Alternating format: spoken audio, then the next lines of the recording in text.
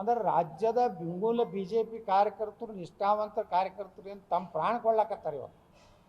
ಇವತ್ತು ಹಿಂದೂ ಕಾರ್ಯಕರ್ತರ ಮೇಲೆ ದೊಡ್ಡ ದಬ್ಬಾಳಿಕೆ ಆಗ್ಲಕತ್ತದೆ.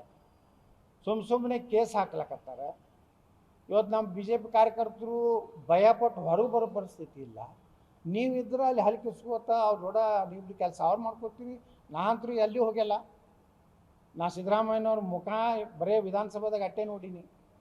ಅದನ್ನು ಬಿಟ್ಟು ಹೊರಗೆ ಅವ್ರ ಮನೆಗೆ ಹೋಗಿ ಮುಂಜಾನೆ ಸಹಿ ಮಾಡಿಸ್ಕೊಂಡು ರಾತ್ರಿ DK ಶಿವಕುಮಾರ್ ಮನೆಯಾಗ ಹೋಗಿ ಪಾರ್ಟಿ ಮಾಡಿ ನಾಳೆ ಏನು ಸ್ಟೇಟ್ಮೆಂಟ್ ನೀವು ಕೊಡಬೇಕು, ನಾವು ಎಲ್ಲ ಅಡ್ಜಸ್ಟ್ಮೆಂಟ್ ಇದು.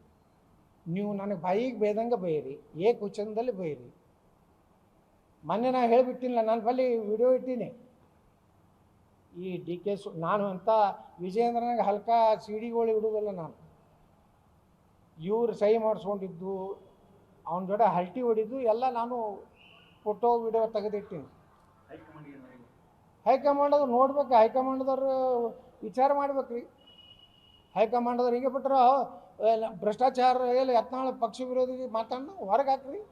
ನಾ ಹೇಳ್ತೀನಿ ರೀ ರಾಜ್ಯದ ಜನರಿಗೆ, ಭ್ರಷ್ಟಾಚಾರ ಬಗ್ಗೆ ಮಾತಾಡಕತ್ತೀನಿ. ಅದಕ್ಕೆ ನನಗೆ ಅದಾದ್ರೆ ಮಾಡಿರಿ. ಒಂದು ನೀವು ವಿಜಯಂತರ ಇಡೀ ಯಡಿಯೂರಪ್ಪ ಕುಟುಂಬನೇ ಬೇಕಾಗಿತ್ತಂದ್ರೆ ಯತ್ನಾಳ ಮ್ಯಾಗ ಕ್ರಮ ತಗೋರಿ.